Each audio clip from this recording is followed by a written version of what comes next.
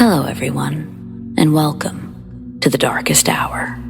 I'm your host, Amanda Jane. When I was younger, I used to watch my shadow rather intently. I was sure it could move independently and was determined to catch it in the act. I don't think I ever did, but who knows? But it wasn't just my shadow I was wary of. It seemed that all shadows were rather ominous. The trees outside my window resembling large, looming creatures as they sway against the streetlight's glow. The shadow man I'd see in my dreams, or at least I think they were dreams. Best to tell ourselves what we can handle, I suppose. Nowadays, I'm less concerned with shadows themselves, and more with who's hiding within them. However, tonight's stories are a good reminder that it's not just children who see things in the dark or otherwise. Because sometimes, adults experience things that make us feel like a kid all over again, and not in the fun way. So, let's get started, shall we?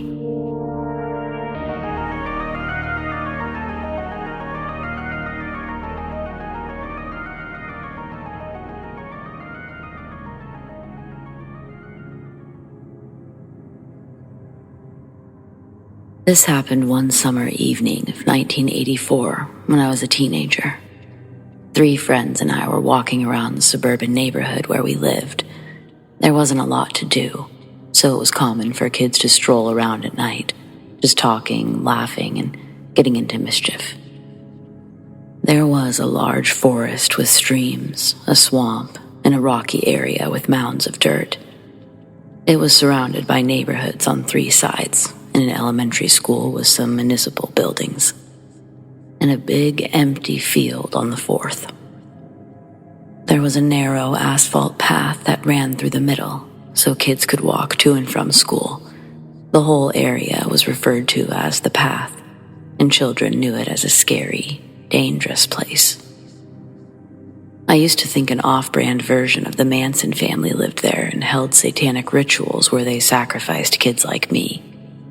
In reality, the scariest thing was the older kids smoking pot, drinking Michelob, or making out. On this particular evening, I was with Frank, Keith, and Brian. We decided to walk down a dead-end street, cut through some yards to reach the path. It was dusk as we stepped over the old stone wall and into the dense underbrush. We didn't have a flashlight. We had to spark the flint wheel on an empty lighter, just to see where we were going. It provided a quick, dim flash, just bright enough to get our bearings. In single file, we worked our way through the underbrush to a narrow brook. There was a fallen log across the stream, so it was easy to cross. On the other side, roughly 100 yards away, was a narrow dirt path that ran perpendicular to and intersected the path. I was third in line, with Frank and Keith in front. As I emerged from the brush, Brian was still making his way across, and Keith yelled that someone was standing there. His voice was shrill and frightened. He and Keith were to my left and facing my direction. I turned to the right, and there was a man standing not 6 feet away. It wasn't a tree. It was a dark, silent, man-shaped blotch that appeared solid, but it was darker than darkness. I could make out a round hat pulled low across his forehead. The figure was silent, unmoving.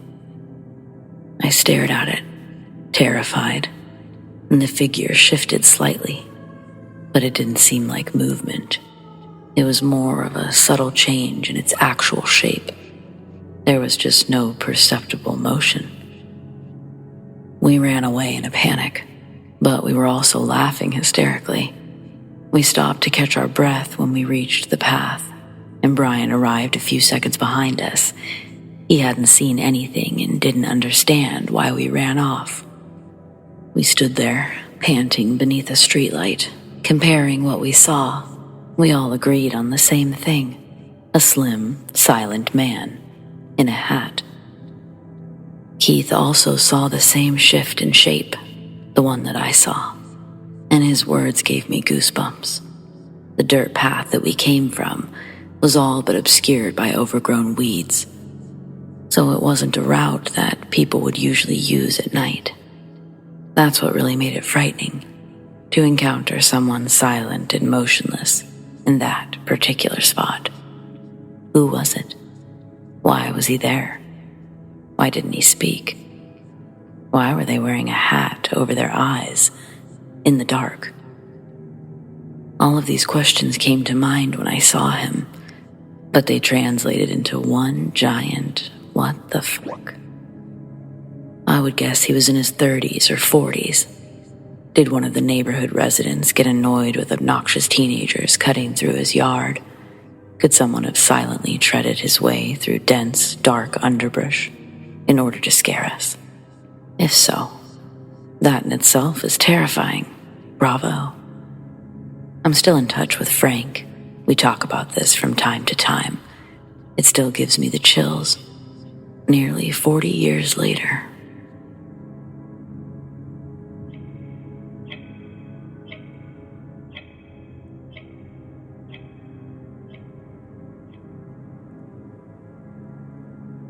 I retired from the school district back in 2008. God bless those teachers out there continuing the good fight. In this field of work, you get to see the best and the worst of humanism.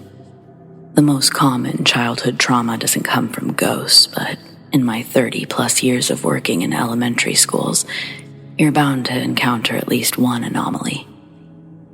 Mid-90s, I had a student whose younger brother died over the summer. It was tragic for the whole school. We held a vigil for him right before that year started. They were a very religious family. Prior to that, I'd only known the family in passing and from school events. Their children were well-behaved, never dirty. Both parents were members of the school's PTA. I'm not saying every parent on the PTA board is a good parent. I'm simply saying this as a preface to emphasize that this family, on all accounts, seemed normal. Needless to say, after that summer, it all changed. First day of school, the student, Jason, comes into class somber and pale. Around his neck was a silver chain with a small plastic piccolo attached to it, no bigger than a couple of inches. During our morning math, I had my back facing the class. I was writing equations on the blackboard. I hear a high-pitched whistle. I quickly spin around, turn, and I catch Jason with his hand clasped around his necklace. I ask him to refrain from playing with it during class. He nods, but a few moments later, I hear the whistle again. This happens multiple times during the lesson. Way longer than I should have tolerated in a normal situation, but given the circumstances, I'm gracious with my reminders. After every reminder, he says, "I didn't do it," and the kids around him snicker. Finally, after another sharp note from the tiny piccolo, I spin around once more, telling him to hand over the necklace, that he can get it back at the end of school. His eyes filled with tears, and he begged me not to take it, but I couldn't let it slide again. It was becoming a disruption to the kids around him, so I insisted. He hands me the necklace. I pop it in my coat pocket. Later, at recess, Jason gets into a physical altercation with another classmate. Returning from my lunch break, there's an ambulance in the bus loop. I walk into the office side doors, and I see paramedics placing a kid onto a stretcher, and they wheel him out through the front double doors. Then, to my right, through a big glass window located behind the front desk, I see Jason sitting in the principal's office. There's blood on his t-shirt, all over his face. It looked as if a small balloon filled with red paint had been popped on his chest. Its splatter radius reaching up well past his hairline, staining parts of his blonde hair into darker shades. The principal's sitting at her desk on the phone. She glances over and we make eye contact. She steps out of her office and tells me I need to go supervise my class. She'll update me on what happened after school. Entering my classroom, the children are buzzing about what happened. The teacher's aide in my classroom is visibly shaken up. Jason never returns to class that day. After school, the principal and I finally have a chance to connect. Her recount of what had taken place was described as follows. Rita saw Jason haul ass across the playfield to tackle a first grader, then begin to just start wailing on her. Rita ran from the other side of the field to intervene. That's about 50 yards of distance she had to cover. Within that time, kids started to gather around the two in the grass. She blew her air horn, began to push the children out of the way. Like theater curtains, the crowd of small bodies opened, revealing a scene of absolute madness. Jason was on top of the first grader, arms extended completely straight, both hands wrapped around her face. He dug his thumbs into her eyes, pushing them into the sockets, down to his knuckles. Everyone was screaming, including Rita. She tackles Jason off of the girl, lays on top of him, while calling for help on her walkie-talkie. The girl would be permanently blinded after the attack. Nobody knew why he did it. Jason's friends said that they were playing. He just turned and ran to the girl. It scared everyone. Another teacher whose classroom's windows were pointed in the direction of the drama thankfully ran out to help. It gets a little bit worse. When Rita and the second teacher pulled Jason off the ground, he'd bit Rita in the arm, tearing a big chunk from her forearm. I think one of the lunch ladies drove her to the emergency room just to avoid an ambulance bill. America. Well, it was a horror show, to say the least. When the principal left, I remember just sitting at my desk for the next hour, trying to grasp the story that I'd just been told.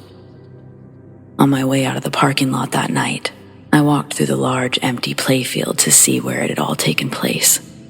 The janitors had poured rock salts and disinfectant litter over the scene, but they'd missed a couple of dark streaks where the blood ran down the little incline. From the amount they used, it looked like a lot was spilled. Getting home that night, I burst through the door, tossing my coat on the couch, running to my husband Callan's home office to tell him everything. Finally able to expel my thoughts unprofessionally. His expression looked how I'm sure mine did when I was told the gruesome details. Any spouse of an educator knows we provide some of the craziest stories imaginable at the dinner table. Later that night, I'm sitting in bed reading a book. Callan's brushing his teeth in the bathroom that's also in our bedroom. The sink's not on and the TV is off, but my ears instantly pick up a soft, high-pitched whistle. Not a constant hum from a faucet or electricity. It would start up for a couple of seconds and then stop. Then whistle a couple of times and stop again. When Callan stopped brushing his teeth, I asked if he could hear it, so he listened. And after a moment, he heard it too. It was loud enough to make me get up to investigate. I open our bedroom door, walk to where I think the sound is coming from, which is the living room. The sound crescendos as I enter, and then becomes silent. Almost instinctually, I start checking around for my husband's pager, even though I know he has it next to him at all times.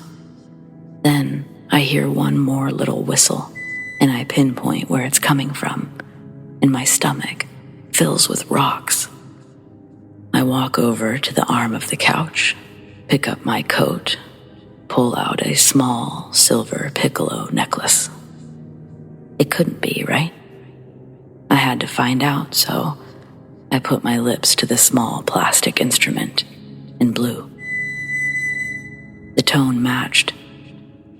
My husband shouts from the bedroom that he heard it again, so I bring the necklace in to show him. I tell him how it came into my possession, and he tells me how off-putting all of this is and to get rid of it. I throw it into the trash bin under the sink in the bathroom. Then I shut the door, hop back into bed. We try to fall asleep, but no sooner do we shut our eyes, we hear the metal trash bin start rattling and shaking up against the pipes and linoleum floor. For a long minute, he and I just look at each other, wide-eyed, wondering what to do next. Callan gets out of bed and approaches the bathroom door, but as his hand touches the door, the noise stops. He opens the door and flips on the light. The trash bin had been knocked over, the rubbish spread on the ground.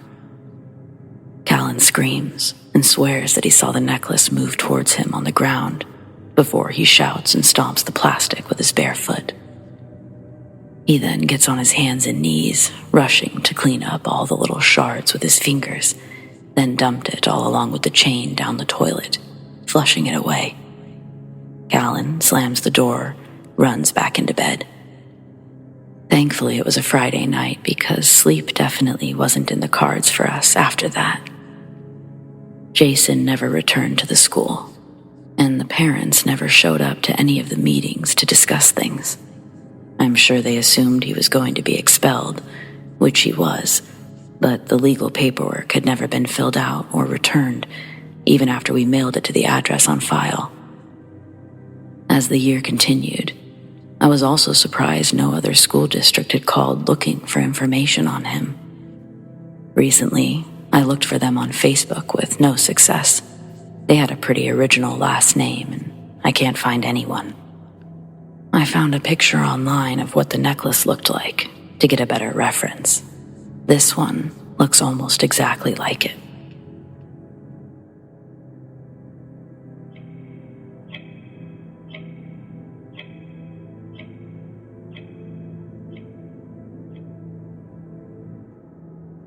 Many years ago, I lived in an old house where there were several spooky encounters, and this was one of them. I once woke up in the middle of the night to see movement on my right. When I turned my head, I saw the dark silhouette of an arm sticking straight out of the bed. The hand was bent at the wrist, dangling its fingers fanned out and limp, and it was slowly waving back and forth. I assumed it was only my wife. I thought she was dreaming. I watched, somewhat disturbed by the strange behavior and motion. Finally, I reached out to gently grab her arm and wake her up, but to my surprise, I grabbed nothing but air. The silhouette faded away, leaving me confused and frightened. I called out my wife's name. She gave me a groggy reply. I felt around the top of the covers and found both of her arms were completely underneath. It took quite a while to fall back asleep. On another occasion, my wife woke up to see what she thought to be my silhouette sitting next to her. She asked what I was doing, which woke me up, but I was too groggy to respond at first. When she finally heard my voice coming from the pillow instead of the figure next to her, she was similarly frightened. Quite a few things happened in that house.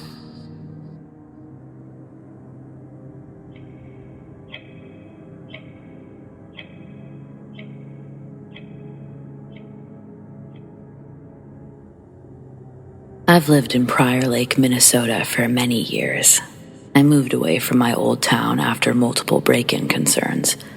I was living in a neighborhood, and one night, I stayed up late playing Xbox with friends. One of my friends, Owen, saw someone standing outside, but I brushed it off because he was an overly paranoid guy. After a quick War Thunder battle, Owen pointed out the strange man again, and this time, I looked up to see someone with a wide smile, wearing a black hoodie and holding a knife. We panicked, shut off the Xbox, and ran to my room with the rest of our friends. What happened next made my heart sink into my stomach. We heard the front door open, and maniacal laughter echoed through the house. Xander was the brave one in our group. He volunteered to go downstairs and confront the intruder while I watched from the loft. He charged the man, knocked him out cold, dragged him out of the house. That's when we locked the doors and called the police. When the police arrived, we were surprised to see the intruder was still there. We assumed he'd be long gone. He was then arrested, placed in the back of a squad car. Overall, things could have been much worse. I'm very grateful to Xander and the police, but most of all, I just hope I never see the guy again.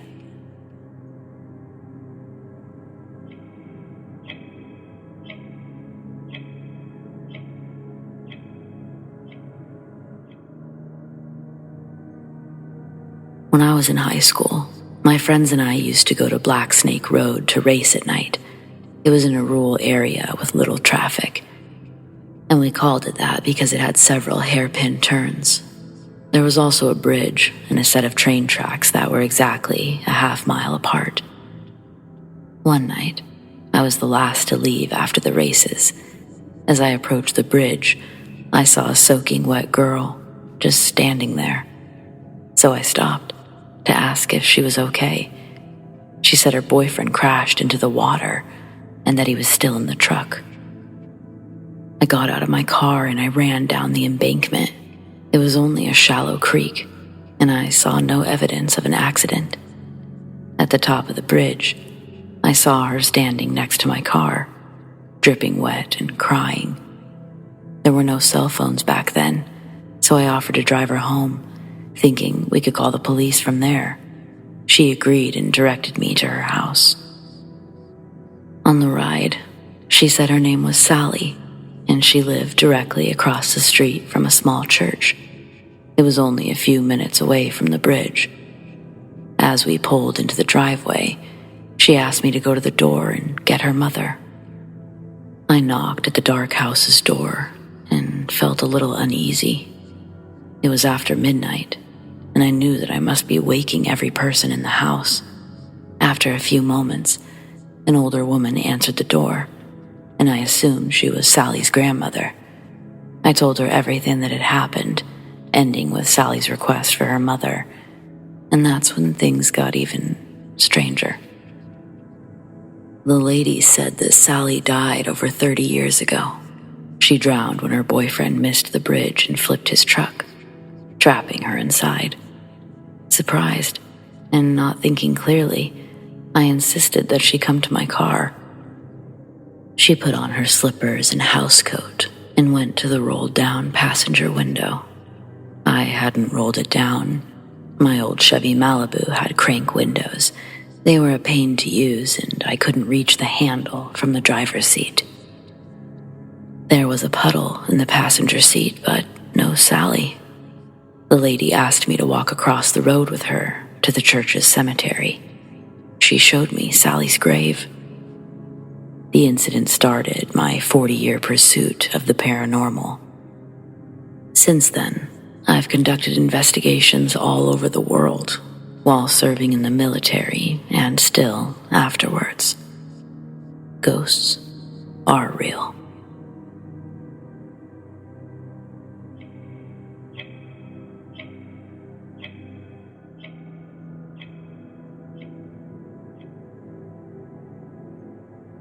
When I was 7 years old, I lived in a relatively small town with people who were either older or younger than myself. There was also a very mean woman named Halia who constantly yelled at children. One November night, I suddenly woke up to the sound of my front door opening. My heart began to race. I knew I had locked the door before bed. Back then, I didn't know it was possible to pick a lock. Next, I heard two people talking. I couldn't tell what was being said, so I walked out of the bedroom and looked down the stairs. I could hear the conversation more clearly. They were saying things like how pathetic the town was, how stupid my family was for not hearing them break in. Then, in my 7-year-old stupidity, I gasped, and the intruders heard me. One of them looked up the stairwell and pointed his revolver at me. He asked what was wrong, if I was scared, and he laughed. I ran back to my room in a panic, and I locked the door. The men eventually fled, and thankfully, no one was harmed. When I awoke the next morning, the Sonic plushie I left on the couch was gone. To this day, that event still terrifies me, and if I hadn't hidden my room for the remainder of the night, my life would have probably been cut short. This was the only time I've ever experienced a break-in. Hopefully, it stays that way.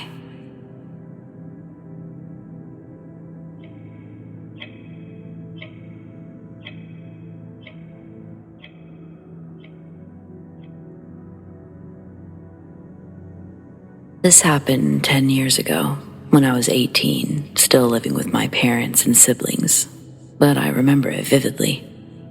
We lived in a small Canadian town near the Rocky Mountains, and my friend was also living with us at the time. Back then, my family was part of a cult. We didn't know that that's what it was yet, but it's relevant to the story. It was 11:30 on a clear summer night. My friend and I were told that we had to go live with the leaders of the cult. The leader's house was across the back alleyway, and a few houses down from my parents. We didn't want to live with them, so we spent as much time as possible at my parents' house and only returned to the cult late at night. On this particular night, we left my parents' house and my mom locked the door, turned off the lights, and went to bed.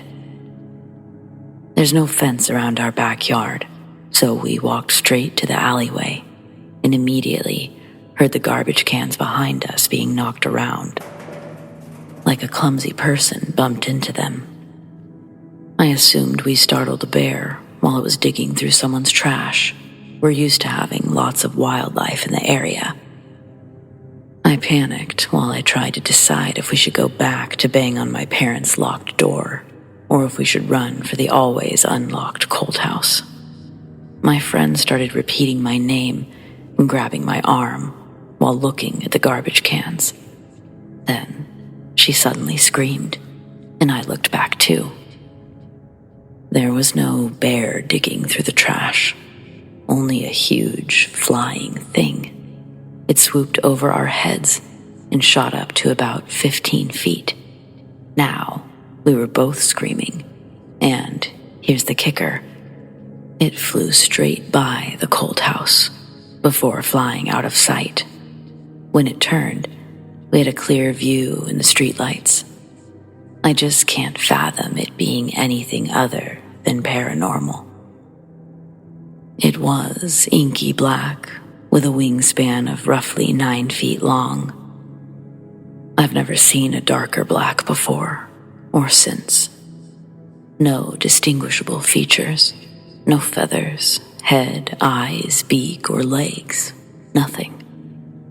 The best description I can think of is a huge stingray, minus the tail, but with much bigger wings. My friend described it as a shadow of a large flying creature, but way more solid.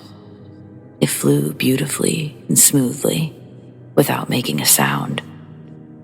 The way it effortlessly maneuvered its large size between the two houses was impressive, but it was also terrifying. The experience left us shocked and frightened. We stood there for a short time, watching to see if it returned, but it never did. Eventually, we composed ourselves and went to the cult house. There were actually 2 leaders, a man and a woman. We immediately told the woman everything.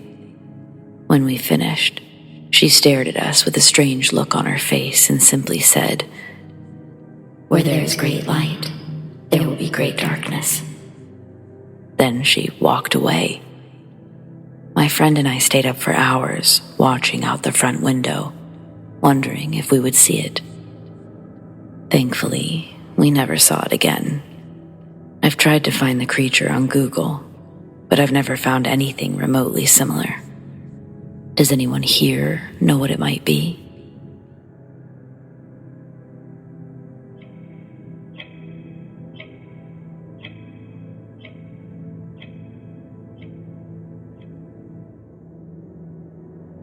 My team was contacted by a writer who claimed that he was haunted by one of his main characters.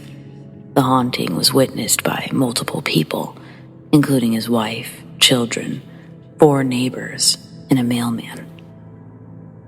The main events were centered around the writer, who we felt had put too much of himself into the character.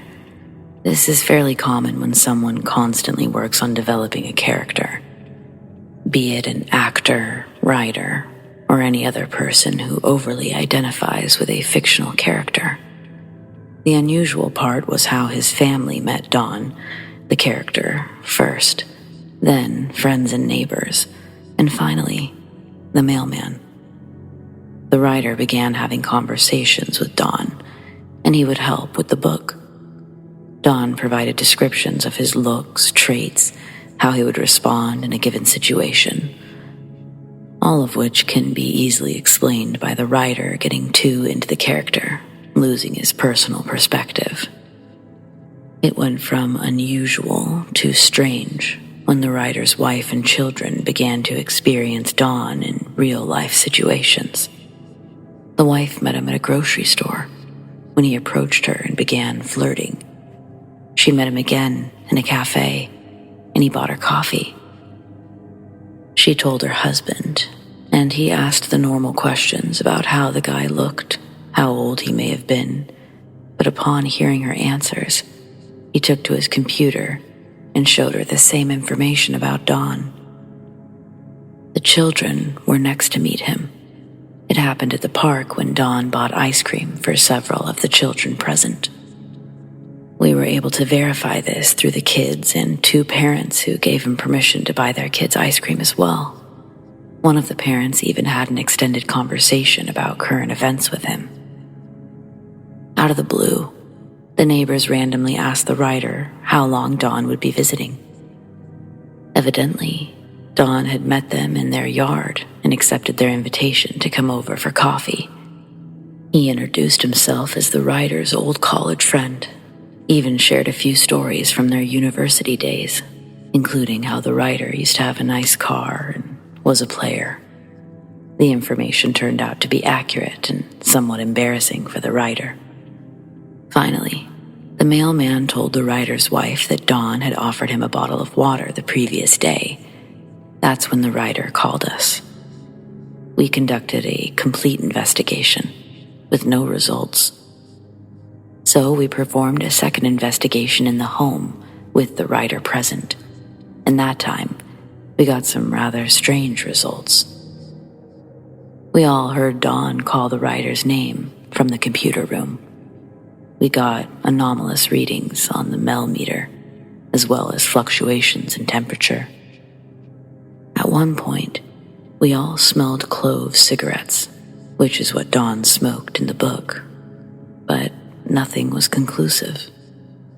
It continued for several months after we were notified, and we conducted 3 more investigations during that period.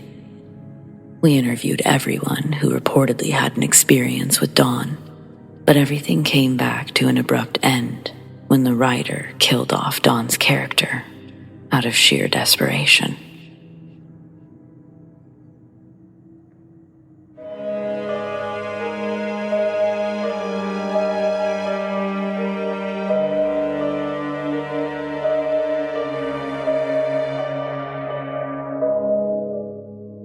Well, friends, it appears we've reached the end of tonight's episode, but don't miss a brand new one every Friday night, and my other weekly uploads every Sunday and Wednesday.